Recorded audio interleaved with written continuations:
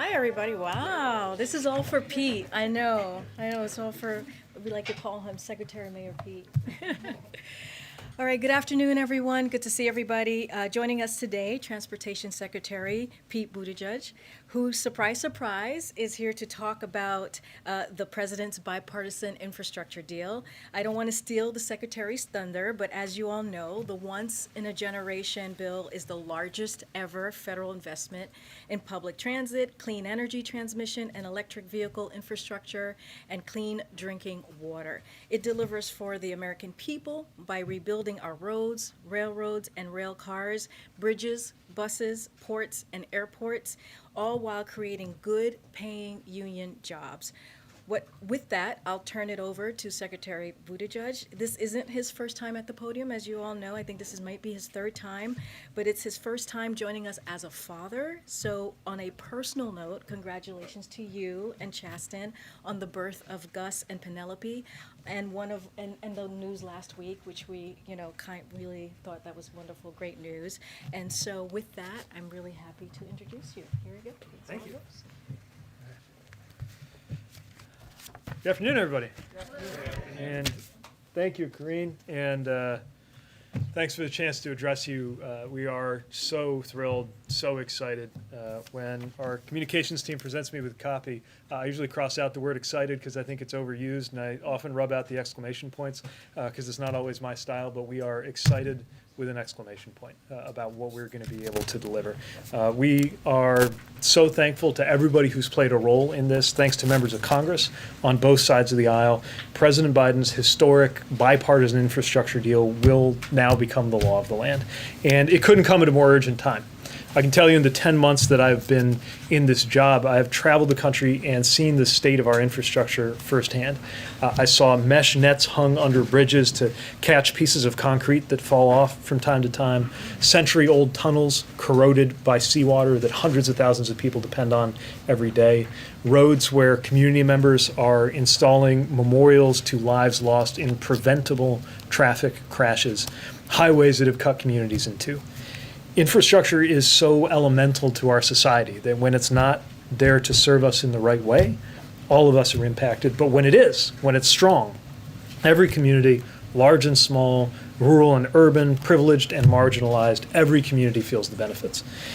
When combined with the Build Back Better Act, the bipartisan infrastructure deal, which collectively I like to think of them as the big deal, an answer to the New Deal or the Square Deal before that, they're going to create a generation of good union jobs. They're going to make historic investments in equity and in the fight against climate change. They're going to make sure that America can compete and win in the decades ahead.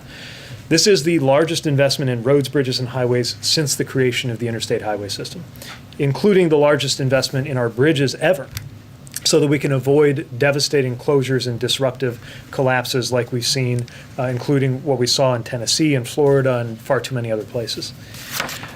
It's also the largest investment in public transit ever, with funding that will expand service to communities of all sizes, including improvements for seniors and for people with disabilities. It's going to replace thousands of outdated buses with clean zero-emission vehicles and aging rail cars with state-of-the-art new ones. It's the largest investment in passenger rail since the creation of Amtrak itself, and transformative impacts in traffic safety will be achieved. And it's going to strengthen our supply chain by improving our ports, our airports, and our freight rail. It's going to dramatically increase funding for major projects. Every year we have our discretionary programs, RAISE and Infra, where we support projects that are vitally important for local economic development and the national supply chain. We're going through the current round of applications for RAISE right now. And for every dollar that we have to give out, there are about 10 in impressive applications coming in. This allows us to grow those programs that we can use in very direct ways to address the issues of our time. I'll give you an example from the Infra round of grants that happened earlier this year. We announced funding for a project in Georgia. It's an inland port to help goods move onward from the port of Savannah. It is to create a new 300-plus mile freight connection between the seaport and the inland port that makes it faster to get the goods out of the port and then sort them so that they can get on the way to shelves. But like I said, for every good project like this, there are many more that are worthy but that we can't support this helps us to change that. Later today, I'll be headed to Glasgow, and there look forward to discussing how this legislation can help ensure that transportation, which is the biggest sector contributing greenhouse gases in our economy, can be a big part of the solution. We've seen so many impacts of climate change on American lives, on our transportation systems themselves, and that's part of why this plan includes funding to put people to work electrifying our power grid, make our infrastructure more resilient to extreme weather, and build out a national network of 500,000 electric vehicle chargers and expand public transit, as I mentioned earlier, which is also a huge part of the climate solution. And of course, there's a lot beyond our transportation elements of this: lead pipes, cleaning up pollution, broadband, and more. But what all of these investments have in common is that they will create jobs. Pipe fitters to replace those pipes, electricians to install those EV charging stations, auto workers to build the cars that plug into them. We need mechanics maintaining transit vehicles, drivers operating them, construction workers rebuilding those roads and bridges. And most of those jobs will be available whether you have a college degree or not, which is why the president often talks about this as a blue-collar blueprint for American competitiveness. And it's a generational investment in every sense of the word, something that means a lot more to me now as a new father, because this is how we do right by the next generation before it's too late. So thanks again, and eager to take some questions. All right. Go ahead, Jeff. Secretary Buttigieg, thanks for being with us. Congrats on the birth of your children. A question about the bill. This bill gives your department an unprecedented amount of discretionary funds, $100 billion in competitive grants. Can you spell out how you plan to prioritize that money, and just give us a sense of what projects you see or we should expect to see getting money and getting started first? Yeah, so our department has been gearing up, hoping that this bill would pass, and now that it has, we've taken it to the next level. I would break it into two parts. Part of it is handling increased funding for programs we already have, like discretionary programs such as RAISE, formerly known as Tiger, and Infra. There, what you're going to see, within the framework, of course, that the law puts forward, is an emphasis on projects that, taken together, give us extra value in the priorities of this administration: economic strength, safety, climate, equity, preparing for the future. And we see a lot of projects that overlap in that sense. Again, if you look to what we funded with the last round of infra, that'll give you a sense, and you'll see that when we announce the RAISE projects for this year too, but we'll have so much more to work with. Then there are areas where we have to stand up whole new programs. Safe Streets for All. We've never had a multi-billion-dollar safety initiative like that. Reconnecting communities, which we've been talking about all year, responding to where sometimes it was federal dollars that divided a community, often along racial lines. I think the intent of those programs is clear, but the mechanics of those, we've got to work very hard to make sure that we get it right, that the criteria are transparent, that it is easy to understand how to apply, whether you are a big city with full-time staff here in Washington, D.C., or a small rural community trying to navigate that federal process. And of course, that all those dollars are spent accountably, because we're talking about a lot of taxpayer money. Do you have something in place? Sorry, just a quick follow-up. Do you have something in place to prevent mismanagement of that money and fraud? Absolutely, yeah, and that's something that I know is also happening at the administration level. There will be, and the president made this very clear to us in the cabinet when the rescue plan dollars came through. We know that we're going to be held to a very high standard by the president as well as the public. So we have an executive council with the deputy secretary and undersecretary as well as myself, paying close attention to how we can make sure we have all of the right controls, the right rigor to make sure these dollars are spent well. Secretary Mayor Pete, could you give us the breakdown of the implementation of Justice 40 with the infrastructure package that's now passed and signed into law?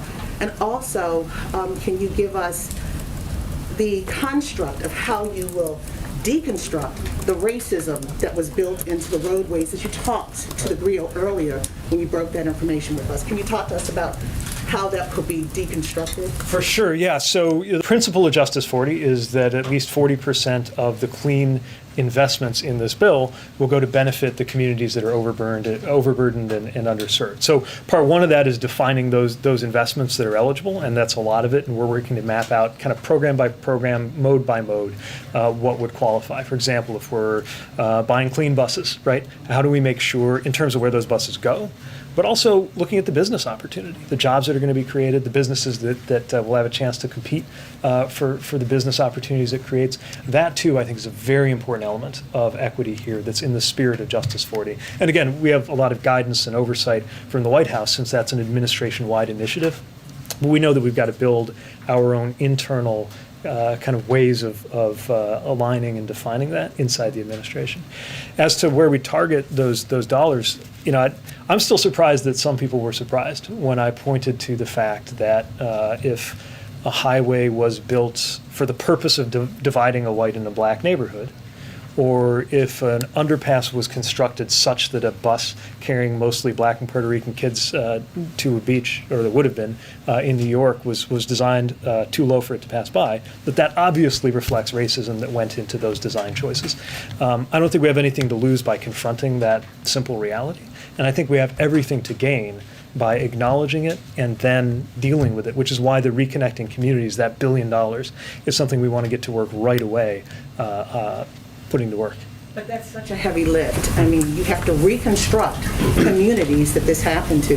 As you said, some of these beltways and interstates and roadways were built before the Civil Rights Act, before the Voting Rights Act, and were meant to be racist. But how do you go about redefining and replanning these roadways and communities that are already settled in since then? So what's interesting is it's going to vary by community, and we have to listen to the community. Sometimes it really is the case that an overpass went in a certain way that is so harmful that it's got to come down or maybe be put underground. Other times, maybe it's not that way. Maybe the really important thing is to connect across it, to add rather than subtract. And that's where we don't want to impose a one-size-fits-all answer from here. But when we were out in Syracuse, for example, looking at I-81, we saw the local vision for how they want to get past those divisions. And those local ideas are going to be taken very seriously as we try to meet the spirit of this law. Thank you, Secretary Buttigieg. You just said this bill and the passage of it could not come at a more urgent time. So do you know when President Biden plans to sign this bill? I'd have to refer you to my White House colleagues on that, but I'll tell you that I'll be there with bells on. But he has not signed the bill yet, right? And can you talk about what the campaign to sell this bill is going to look like, given it will take time for some of these projects to actually go into effect and to be completed, and the White House is 1 year out from the midterms, of course, which they have tied this bill to? Well, I expect that that'll be led by the president traveling to show where the need is and where the action is. But I'm certainly eager to be part of that effort. I mean, look, a lot of this sells itself because communities never needed to be persuaded that their bridge needed to be fixed or that their airport needed an upgrade or that their ports needed investment. They've been trying to get Washington to catch up to them. But I do think it's important for us to go out there, especially in communities where a member of Congress or the Senate played an important role. And as you know, members from both sides of the aisle played important roles in delivering this bipartisan win. And I can't wait to be out there celebrating good news. Let's take one from the back. Thank you. Thank you, Mr. Secretary, and thank you, Karine. As you pointed out, this was a bipartisan bill. Was there any discussion of the president not letting Democrats oppose some of the Republicans who are running or giving them a pass in the next election? Not that I've been part of, but what I'll say is that, we're really proud of the bipartisan character of this bill. And, the conversations that we had, it wasn't transactional like that. It didn't have to be because these investments were already so good for the communities that these members represented. There are times when you ask somebody to take a tough vote. To me, these provisions were rightly so popular that the only thing that was tough was for some Republicans to stand up to those who wanted them to choose party over what was right for their community. So there was no discussion from your side about the partisanship of it? I don't ever remember talking about, when I was talking to any member of either chamber of either party, talking about campaigns and elections in that way. What we talked about was how it would be good. Now, of course, I believe strongly that good policy is good politics, and I think it's going to reflect well on anybody who voted to deliver these big wins and these jobs for their communities. But I think that's just clear on its face from it being such good legislation. Good. I wanted to ask about the money for ports in the bill. For what, sorry? The money for ports, ports yeah. in the bill. How will that help the supply chain issues that the U.S. is facing right now? I know that's something that you've said often when you're talking about the supply chain. Is that help? Yeah, let me offer a couple examples. I mean, one is that we need to make sure our ports are as efficient as possible, right? And there are cases where more technology, sometimes physical technology around the berths, but sometimes it's more to do with the systems that help the different players talk to each other. Remember, port's not a single entity, right? You got the port itself, which is kind of like a landlord. Then you got the terminal operators. Then you got the truckers, and all of them are interacting with competing shipping companies, right, to try to efficiently move these containers. They need to be able to exchange and share data. We'll definitely want to support ways to do that. So that's an example. Some of it's multimodal. If you see a backup of ships at a port, it might actually be because of something that's not so much on board the ships, but inland. That's why I was pointing that example in Savannah, serving Savannah, where we have an inland port so you can rush those containers out of that precious port space and then sort them out, and then it'll be more efficient and more speedy. So those are a couple examples. Let me point to one third thing. The idea of the Healthy Ports Initiative. So there are a lot of emissions around ports, from the ships themselves, from the trucks, from the equipment.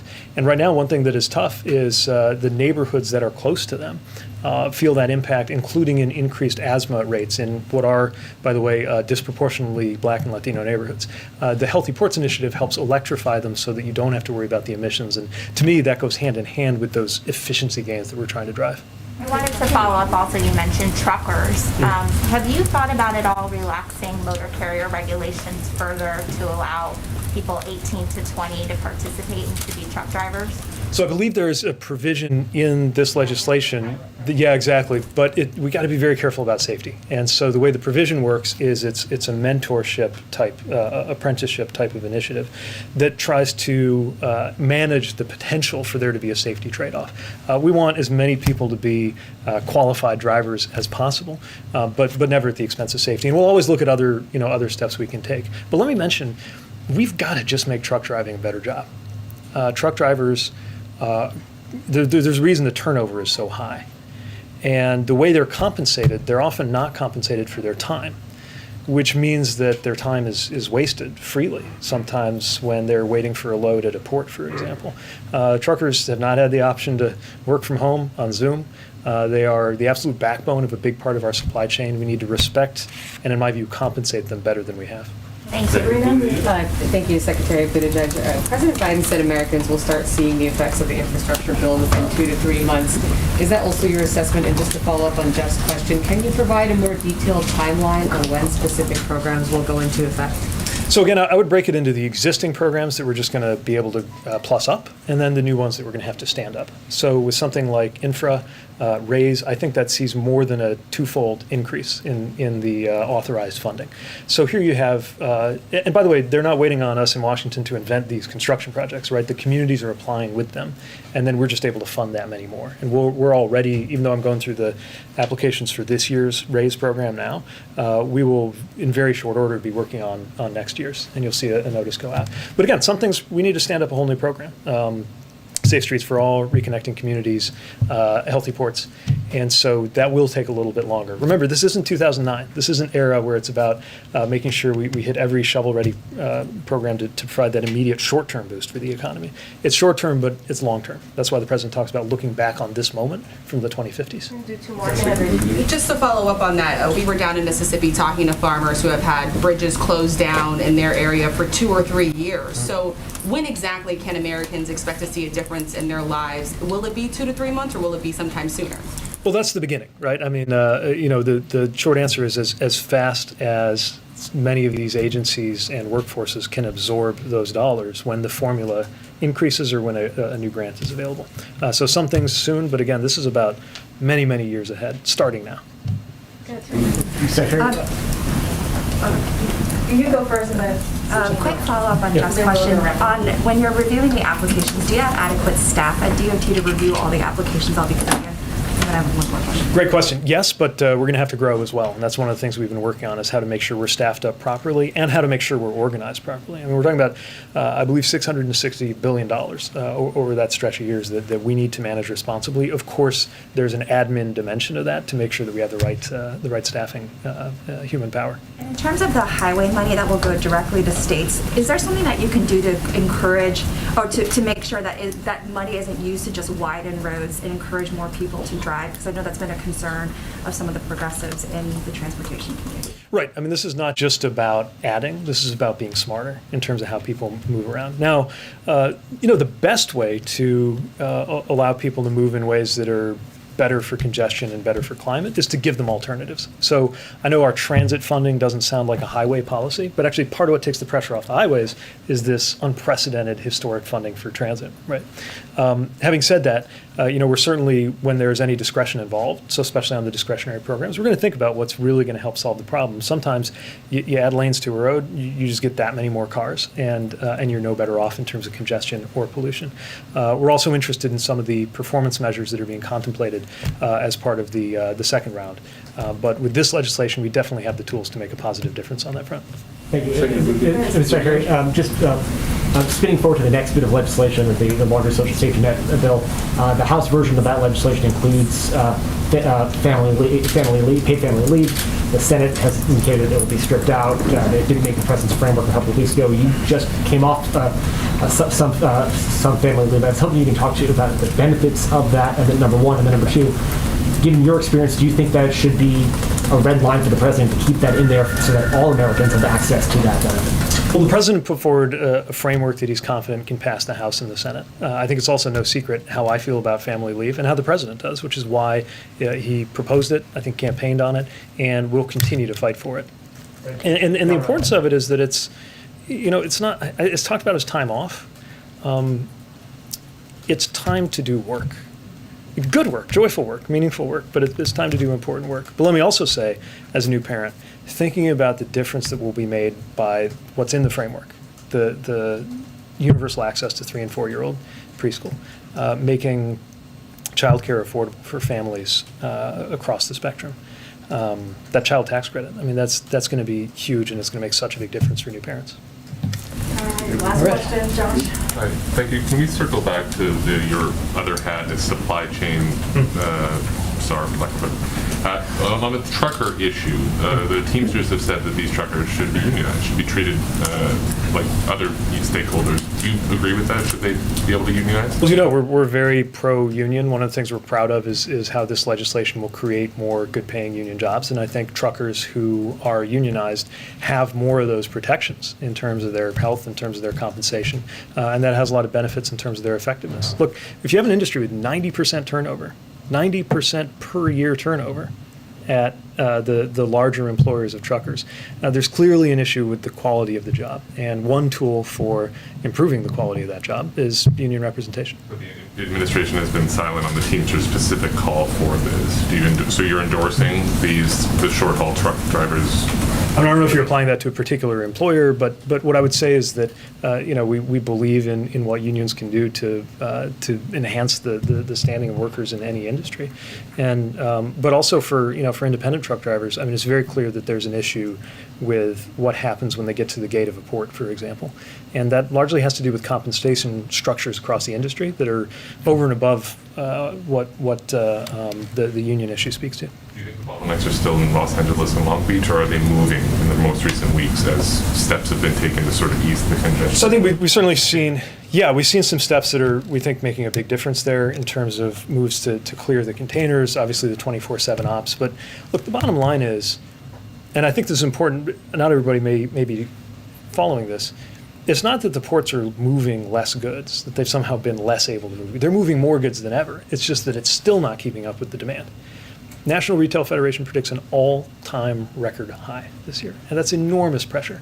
And whenever you have enormous pressure on a system, you will find the weakest links in that system. And that, frankly, could pop up at any juncture around the U.S., which is why we're very focused on L.A. Long Beach, because that's 40% of the containers coming in. But anywhere, including 1,000 miles inland, at some multimodal facility that's gummed up. I mean, anywhere in the country you can see these issues. So are they not the bottleneck anymore? Are they not the bottleneck anymore? Or is it moving to different? I guess what I'm saying, it's not a matter of the bottleneck, right? It's a matter, anywhere, literally anywhere in our economy, there is a relationship between a manufacturer, a shipper, and a retailer. There are 1,000 points in that chain where something can go wrong, and we're seeing a lot of those points reveal themselves because of the enormous demand, the constraints on supply, the outdated infrastructure that it all runs across, and then the fact that the pandemic is poking holes in all of the above, which is why the other thing I think is important to point out, having seen shortages in, started with toilet paper, then it was beef, last year, the best way to end a pandemic-related shortage is to end the pandemic. And that's why the vaccine push is so important. Great, thank you so Thanks. much. Thank you. Thanks again. Really great being with you. Secretary. Thanks. Thank you so much. Have a sleep.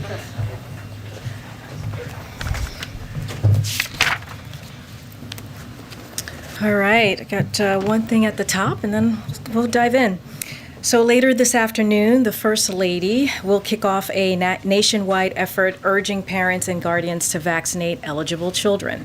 The CDC's recommendation of pediatric COVID-19 vaccine for kids ages 5 to 11 represents a major step forward in the country's fight against COVID-19. The First Lady and the U.S. Surgeon General, Dr. Vivek Murthy, will visit a pediatric COVID-19 vaccination clinic at Franklin Sherman Elementary School in McLean, Virginia, the first school to administer the polio vaccine in 1954. A fun fact.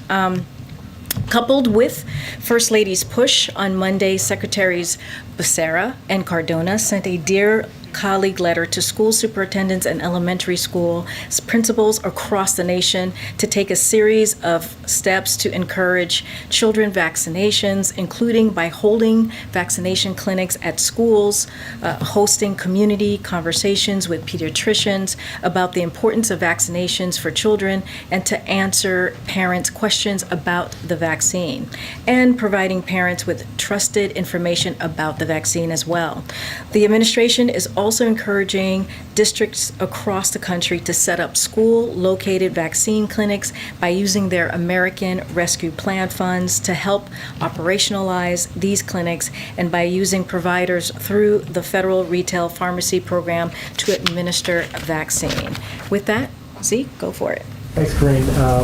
We heard some initial White House response to the Fifth Circuit staying the OSHA rule, the vaccine or test mandate that was to kick in, really take effect at the very beginning of next year. Is the White House concerned that the legal wrangling surrounding that rule could delay the implementation of that? And what's the administration's message to businesses and Americans, who are subject to that rule? So broadly speaking, at least on the confidence, defending a policy is not a new thing from an administration, regardless if it's a Republican or a Democrat administration. This is something that happens all the time.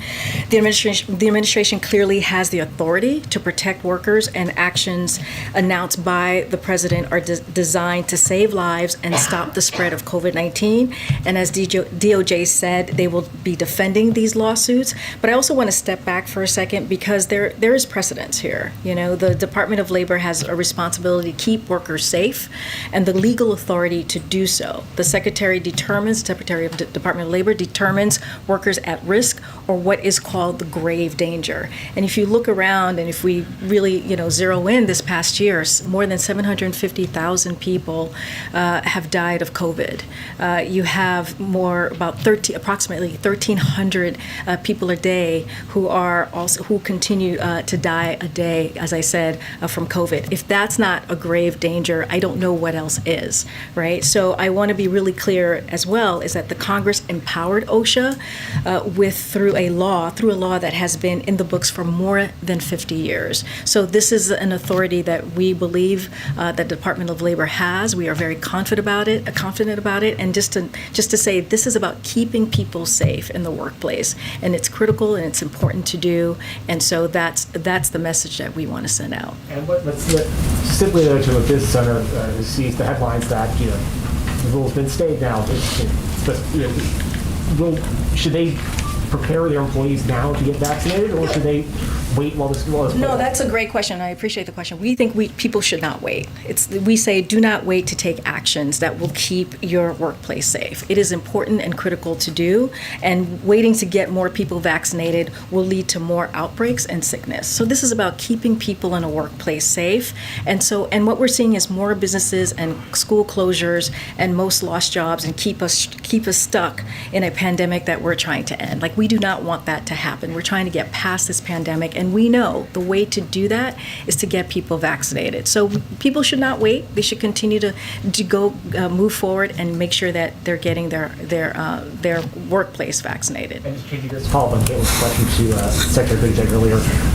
what will the president's sales pitch look like on the infrastructure bill when he signs it? Is he going to be traveling? Is he going to be sending his cabinet out there? And particularly at this time, given the lessons learned from the Affordable Care Act and other Democratic priorities, the importance of actually going out and selling it, how important does the president believe that sort of his voice out there talking about the benefits of that bill will be to his legacy? Well, it's critically important, and you've traveled with us. We've been across the country, in different regions of the country, where the president has talked about his economic policy, Build Back Better Act, and the bipartisan infrastructure, and it's critical. This is a once in a generation investment that the president talks about. We talk about. I mean, this is one of the reasons we had Secretary Buttigieg here, is to have that conversation and continue to talk about the key components in here, which is the roads and also, let's not forget, climate change and the bridges and the ports, all of the things that we need to make sure that there are good paying union jobs, and make sure that we are investing in our country, make sure that we are competitive with China. So the president's going to continue to have those conversations, continue to hear from him. He will travel and make sure that, to your point, the American people hear directly from him about the importance. But also, you'll have the cabinet secretaries out there, you'll have his White House officials out there. And so it is important to sell this, but for the people to understand that this is going to make a transformational change in their lives, an investment that we haven't seen in my whole entire lifetime. And it's going to be critical and important. Thanks, Karine. The president has indicated that he will be making a decision on the Fed chair soon. He appears to have interviewed 2 candidates. Can you give us an update on anyone else he's interviewing and give us any sense more on the timeline? So I cannot confirm any interviews that he may or may not have had. Somebody asked me about this on Friday. Look, I mean, the president spoke to this last week. You were with us in both Scotland and in Rome, where he was asked that question. I believe in Scotland he was asked that question during his press conference. And so I don't have any announcements for you today. The president will continue to engage with his senior economic team in a careful and thoughtful process to appoint a Federal Reserve chair. And that's all I have for you today, Jeff. One other topic. The president's and the vice president's poll numbers have been falling.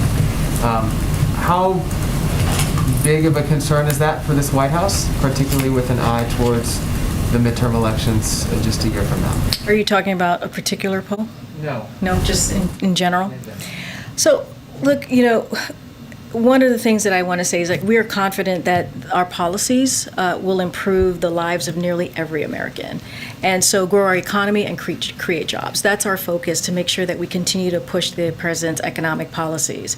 And look, polls are all over the map, and that's not going to be our focus right now. The president was also asked this last Tuesday, and he wants to make sure that we deliver for the American public, and that is what we're going to focus on. And also, like, poll after poll, including the poll that you may be thinking of, or other polls that are out there, has showed us the components of the bipartisan infrastructure deal and the Build Back Better framework are very popular.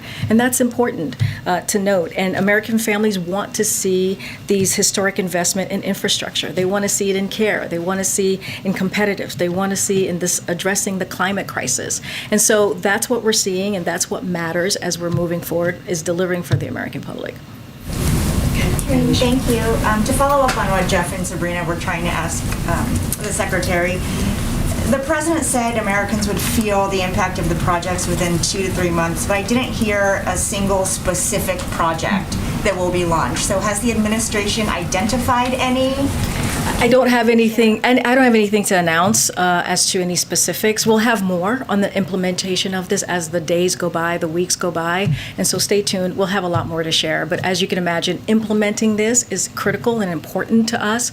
If you look at the American Rescue Plan, which we believe was a success, that's one of the reasons we saw the job numbers that we saw on Friday, with 531,000 jobs in the last month. So we want to continue making sure that we deliver, and so just like we did with the American Rescue Plan, we'll make sure to do this with the bipartisan infrastructure framework as well.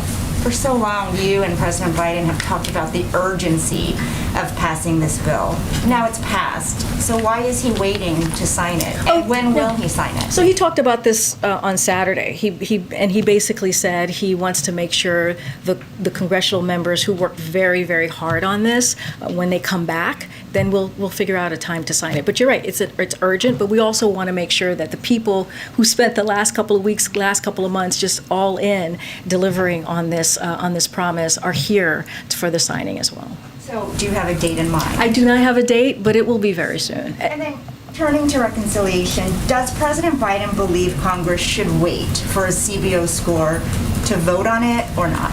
Well, here's the thing. As you know, Weijia, and I talked about this probably on Thursday, probably on Friday, I can't remember now. But as you know, we put forward our score. We put forward through the Treasury. There was a Treasury blog. There was also the JCT that put out a number as well, which was the kind of the first part before the CBO puts out their number. And we said that there's more. It's going to be more than paid for. I believe our number was 2.1 trillion. And so we are confident that this is going to be paid for. We are confident that it will add $0 to the deficit. Moody's has said this as well, and other economists have said this, and so we're going to continue to move forward, and that's why we wanted to be transparent, which is why we worked across agencies, across the administration, to make sure that we put out a number to show that it could be raised. So he wants them to use that number or wait for the CBO? Well, we just wanted to make sure that, again, we were transparent. We put out what we thought it would be raised, and so that's what we put out there last week. Thank you. The Energy Secretary says about the cost of Americans heating their homes in the winter, it will be more expensive this year than last year. So why is the administration now considering shutting down the Line 5 pipeline from Canada to Michigan? So, Peter, that is inaccurate. That is not right. So any reporting indicating that some decision has been made, again, is not accurate. But what I will say is, I'll lay this out for you for a little bit here. Where we are is with this is that the Canada has decided to invoke the dispute resolution provisions of the 1977 Transit Pipelines Treaty. We expect that both the U.S. and Canada will engage constructively in those negotiations. In addition to being one of the closest allies, Canada remains a key U.S. partner in energy trade, as well as efforts to address climate change and protect the environment. I will also add this too, is that the current Line 5 pipeline is subject to litigation between Enbridge and the state of Michigan. So again, it is inaccurate what you just stated. What's inaccurate? But the reporting about us wanting to shut down the Line 5. I said, is it being studied right now? Is the administration studying the impact of shutting down the Line 5? Yes, So- we are. So then what's inaccurate? Well, I thought you were saying that we were going to shut it down, but that is not inaccurate. Okay, great.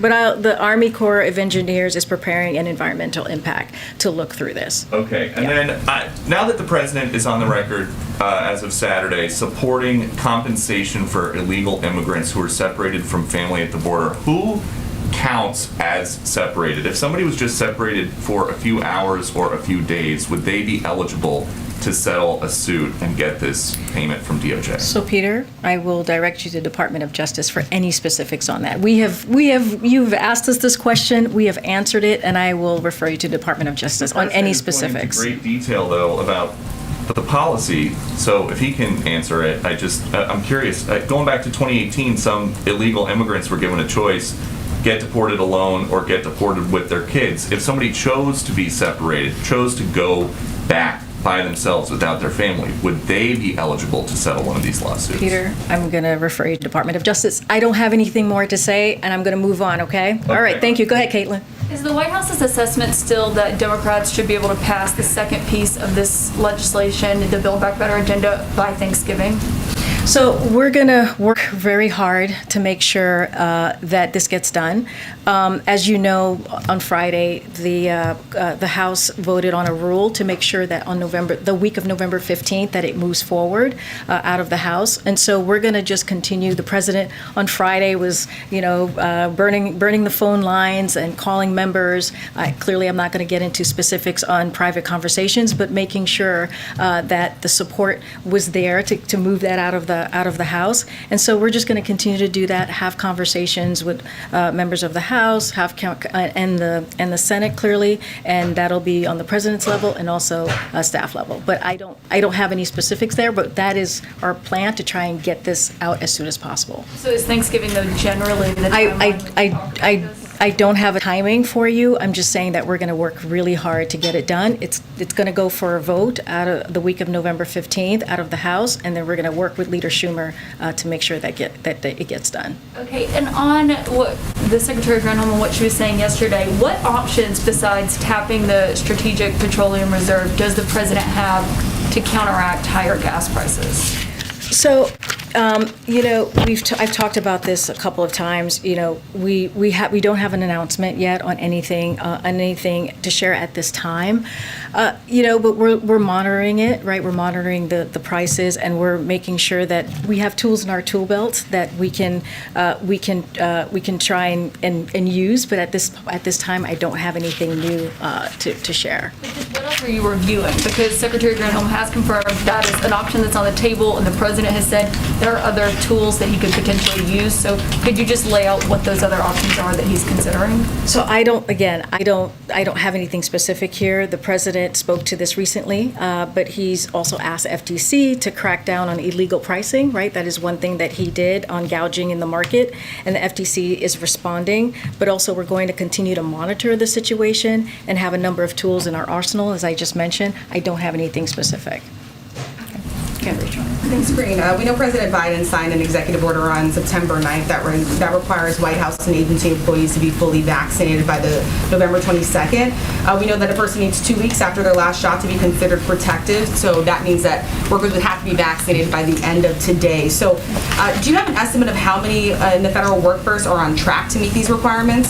So agencies will release their vaccination rates once they complete their process. But I just wanted to say vaccine requirements, as we all know, as we've talked about here, work. We already know the Department of Defense is at 97% of their active duty troops vaccinated, and we're seeing strong compliance across the federal government. Tens of thousands of federal workers get vaccinated each week. Additionally, agencies are moving forward in real time with collecting vaccination and compliance data. And as expected, numbers continue to rise as we approach the deadline and more federal employees input their documentation. So federal workers have until November 22nd to get vaccinated. And as we have made clear, the deadline is not a cliff. For employees in compliance, they will go through education, counseling, accommodations, and enforcement as it's standard to their agency. But again, agencies will release their own numbers. And we can expect them to be transparent about that, releasing the data? Oh, absolutely. They will be transparent. Good.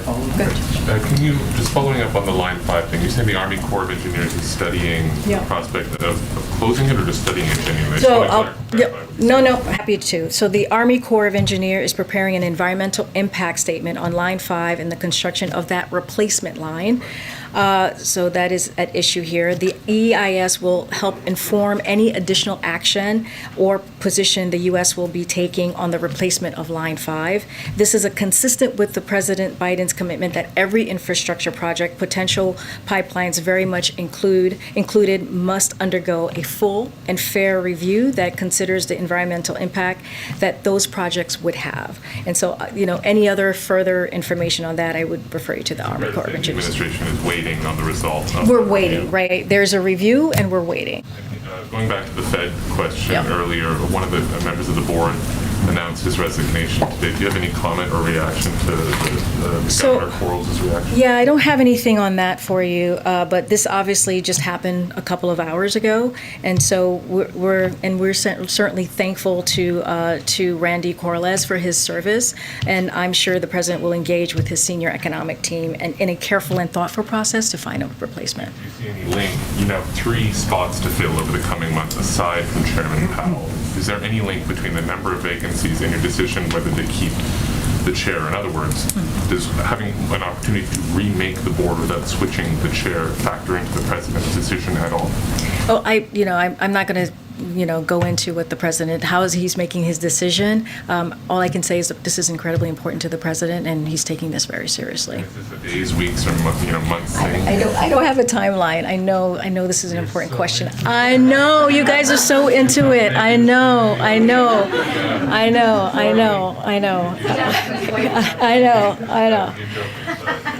All right. Thank you. I promise. As soon as we know, we'll share that information. Go ahead. When you look at the situation with the vote on the bipartisan infrastructure the other night, there were a handful of progressives who voted against it. They explained their reasons.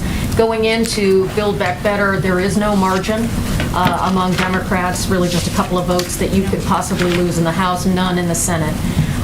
What is the strategy when you know you're not, more than likely not going to have any Republican support to cover for that, when it is possible there will be changes made by the Senate that may not be in the interests shared by the Progressive Caucus, tightening up some of the provisions within that? So how will the president approach that, trying to keep progressives on board when 6 very prominent progressives voted against the first piece of the Biden agenda?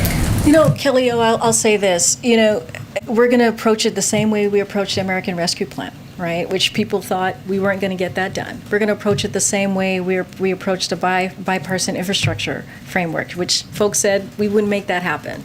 And so right now we're 2 for 2. Right? And so we believe that this is going to get done. The president is committed to this. This is part of his agenda, right? The economic policy agenda that you hear us, we say this all the time, that 81 million people voted for last year, just a year ago. And so these are popular components of his economic policies when you look at both the BIF and the bipartisan Build Back Better Act. And so we're going to continue to work with Congress. We're going to continue to work with the Speaker, continue to work with Leader Schumer, and have those conversations across the aisle to get it done, because this is something that the American public, the American people need. This is once in a generation, investment. We're talking about child care. We're talking about elder care.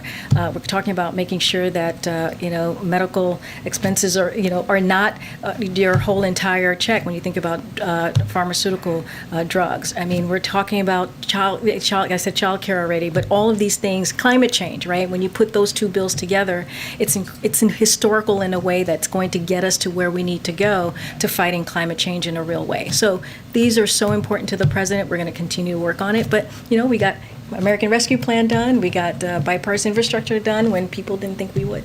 Do you expect the president will add sort of to his daily briefing the update on what's happening with infrastructure projects and things, so that there will be an inflow of information about what these projects are in a practical sense? Will there be a sort of an in-house, inside the White House, sort of central clearinghouse for this, since it does deal with many departments of the government? Well, as you know, this is nothing new to the president. When he was vice president, he led the Recovery Act, and so he knows how this is done. He knows how implementation works, and so knowing this president, he's going to want to know every component of how it's going, and so we're going to stay on top of it. It's going to be key in order for the American people to feel this. This has to be implemented, so we're going to make sure that happens. Go ahead, Sabrina. Thank you. The U.S. is now accepting fully vaccinated travelers from countries that were previously restricted during the pandemic.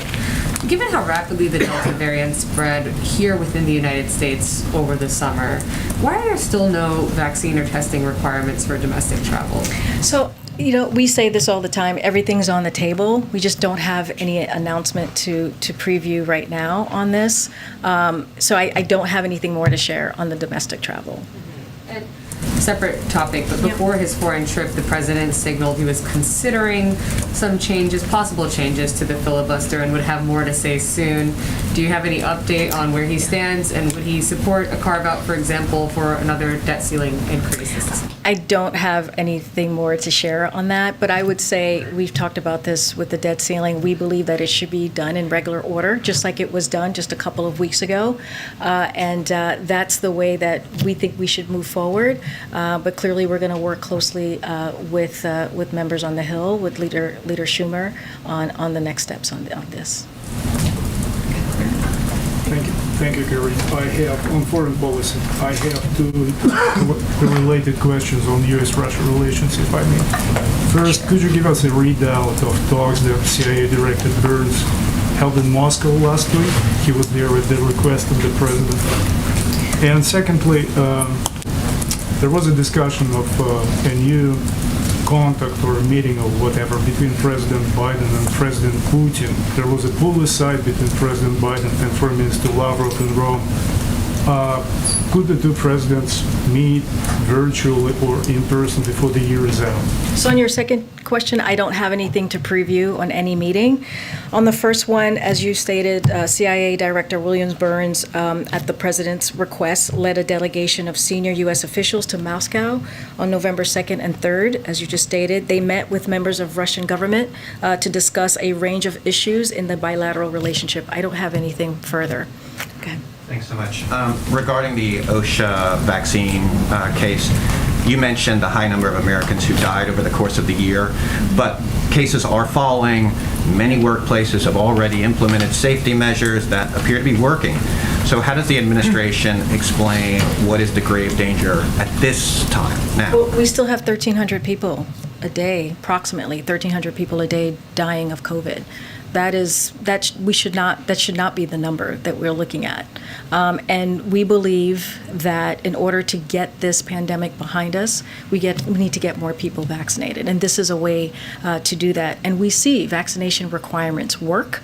And also it's important to keep people safe in their workplace. That should be mission critical in making sure that that happens. And so we're gonna, we feel confident about the legal component of this. The Department of Labor has the authority to move forward in making sure that they keep the workplace safe. And so, we have to make sure that we get this pandemic behind us. On infrastructure, the president is going to be out promoting. You've talked about that he's going to be, getting his voice out and talking to the American people directly. I just wanted to ask, though, how does he balance promoting infrastructure while also kind of digging in to make sure that the bigger social service climate package is conducted? I mean, how does he tour as well as, work the phones and meet with members here in Washington to get the bigger package done? Well, the president can manage multiple things at once. That's not unusual for any president or for this president. And when he did travel, when he was traveling, talking about his economic policy, he talked about both. If you listen to his speeches, he laid out the advantages and the importance of the bipartisan infrastructure bill, and he laid out the importance of the Build Back Better Act, and laid out why those two key pieces of policies are going to get America back on track, continue that investment that we saw with the American Rescue Plan. So this is something that he has been doing and he will just continue to do. Just to follow up on the messaging questions, are there specific lessons that the White House learned from selling the American Rescue Plan earlier this year that they'll apply or do better or do differently this time around with the infrastructure legislation? That's such a great question. I don't have any specifics to pull out or to call out on things that we can improve on. We believe the American Rescue Plan was incredibly successful. I mean, if you just, again, look at the jobs numbers for last month, if you look at how much the economy is coming back, 620,000 jobs a month since the president took office, 5.6 million jobs, 531,000 jobs just last month. And a lot of that was because of the American Rescue Plan and the decisiveness, the decision that the president took to make that happen. And also getting people vaccinated. His vaccination strategy played a big role. So that's to your question over here, the importance of turning our economy back on is also to get people vaccinated. It's all correlated, it's all connected, and so that's the important thing to remember. Vaccination? Sure. Kansas Governor Laura Kelly, a Democrat, put out a statement Friday criticizing the OSHA rule, saying she doesn't believe this directive is the correct or most effective solution for Kansas. You've repeatedly pushed back on Republican officials in this context, but does a statement like that from a Democratic governor undermine the White House's message and complicate your ability to persuade the public that this is the best policy?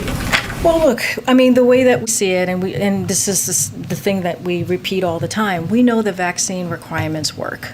And we're going to continue to push that. I know we're going to make sure that we get as many people vaccinated. It is so important to get this pandemic behind us and to get the economy going. And so that's going to continue to be our message, is to tell anyone that we're working with, whether it's a Democrat or Republican, that this is how we have to move forward to make sure that we get out of the situation that we're in, to get out of this pandemic again. Can I also follow up on vaccination? Yeah. You just mentioned a lot of the stats that you guys were citing on Friday with the latest jobs report, but also just jobs in general since the president took office, and the progress from the rescue plan. How do you square that with how voters sort of reacted and felt in the states on Tuesday? Obviously, New Jersey, Virginia, elsewhere. Clearly, there's a lag, at least, in terms of how people are feeling about the economy. And about the results so far? So, I mean, it's basically what the president said, which is why I think it was a huge step forward that the bipartisan infrastructure plan got passed last Friday, and that's in to credit the members in the House and both chambers actually, and also the president working in partnership with them. And so we have to deliver. That's what the president said. We have to deliver and make sure that the American people see what we're doing here in Washington D.C. So we're going to continue to do that. Build Back Better is going to get done. We're very confident about that. You heard the president say that himself on Saturday, and he's going to work very hard to deliver that. And can you provide any more clarity on the upcoming virtual summit with President Xi? Do you have maybe a closer approximation of a date for that? Yeah, let me see if I have something.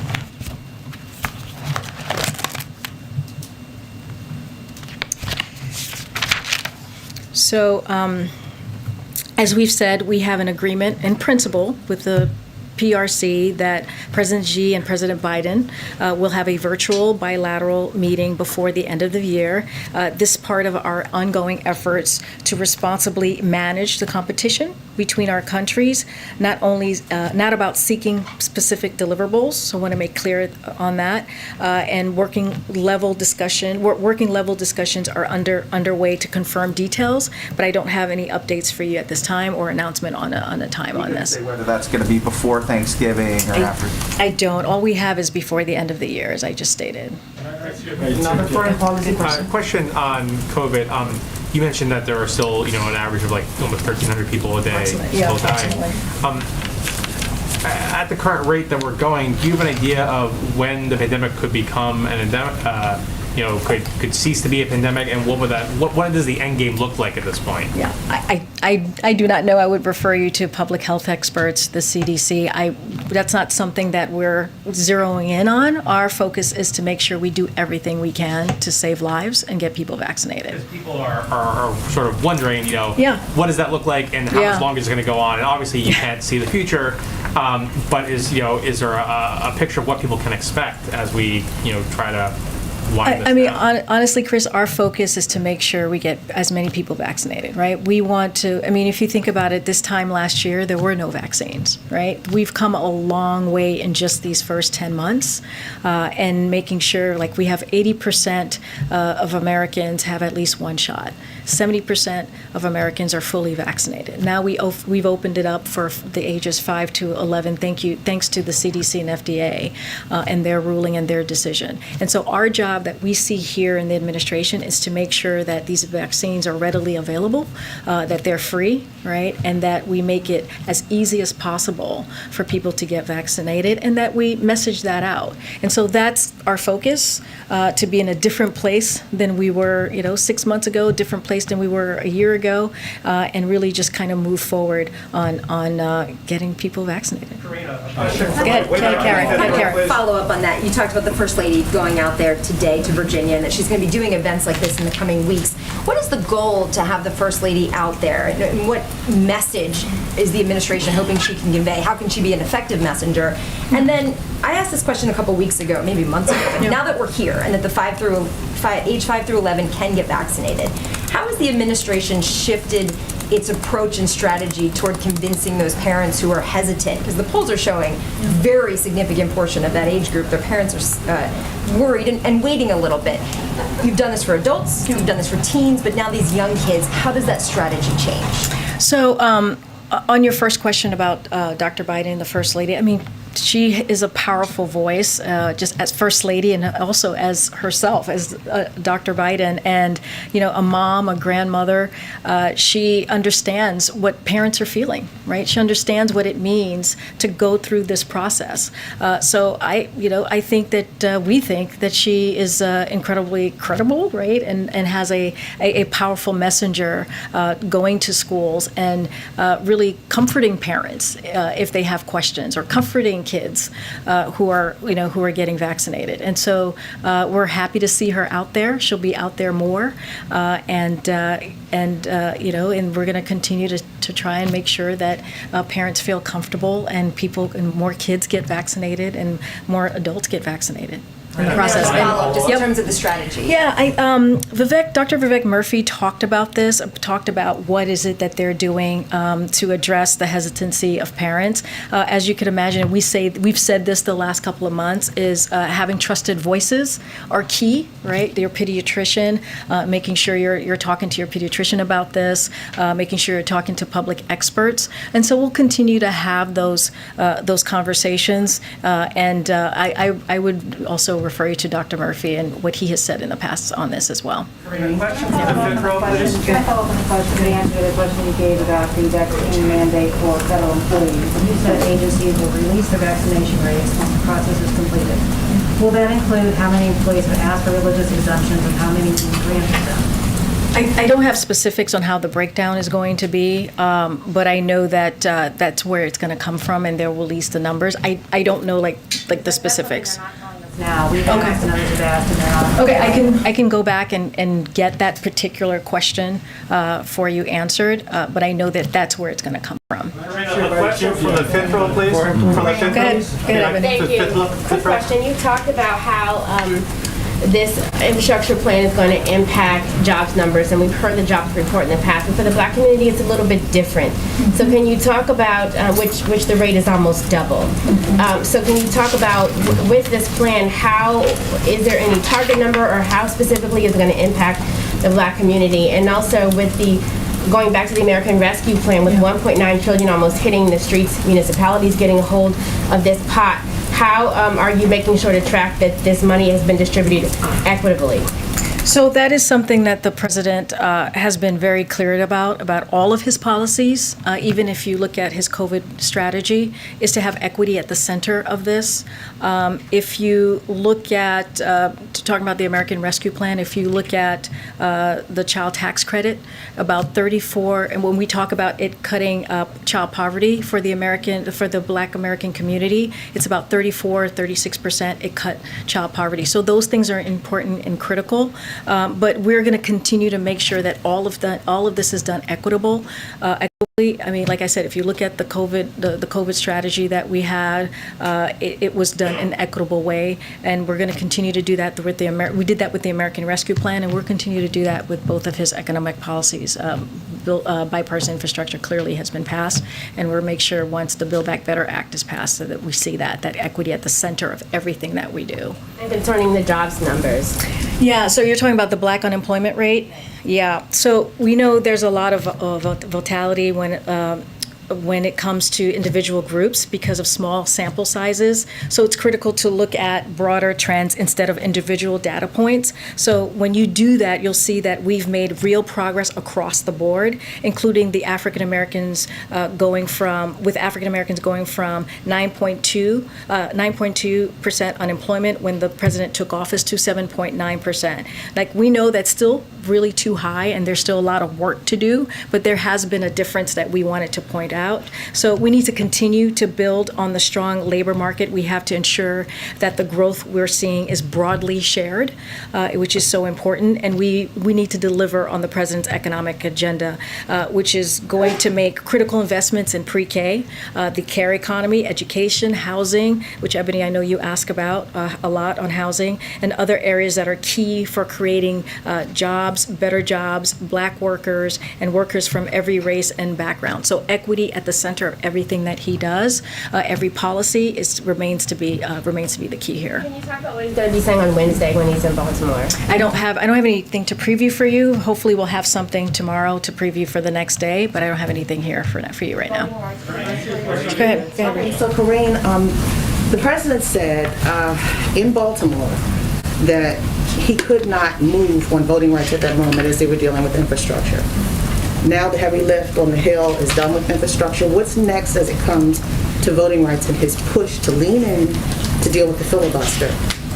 Yep, so as you know, in March, the president said he had an open mind about dealing, this is quotes, about dealing with certain things that are just elemental to the functioning of our democracy, like the right to vote, like the basic right to vote. We've amended the filibuster in the past, so he's open to it. I think someone just asked me that question. I don't have anything new on that particular piece. But look, the president is committed to making sure that the fundamental right to vote is still exists, right? And is going to continue to fight for this.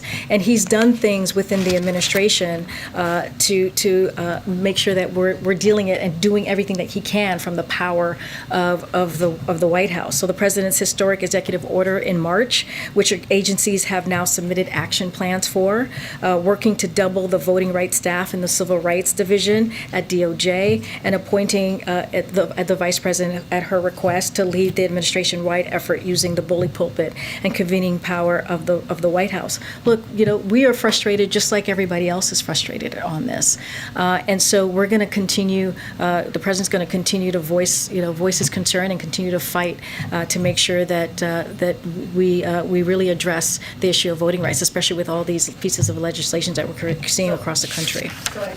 Does the president believe that he's racing against the clock in dealing with the filibuster and voting rights? I think he sees this as a very important issue that needs to be addressed. And so he's going to continue to do that. He did that when he was in Pennsylvania. He talked about it. He does that when he's having conversations with congressional members, when he's had conversation with civil rights leaders about how to move forward and how to make sure that we're protecting the rights to vote. And so he'll continue to make that a priority. Because this is such a weighty issue, was the president aware that MLK3 was arrested last week? Is he aware that Joe Madison, former board member of the NAACP, is now on a hunger strike over voting rights? I haven't spoken to him about that. I'm happy to ask him and see what he knows. But I do want to make clear he's committed to this issue. This is a very important issue. The president has been fighting his entire life on voting rights, and so he did this during his Senate years, and he'll continue doing it as president. Thank you. Oh, great. Thanks. Thank you. No problem. Thanks, guys. See you tomorrow. Thanks, Peter. All right. You should take questions from the back. Yeah, there's like 5 more here. Tomorrow, guys. Tomorrow. I'll hit the back tomorrow. Have a great day, guys.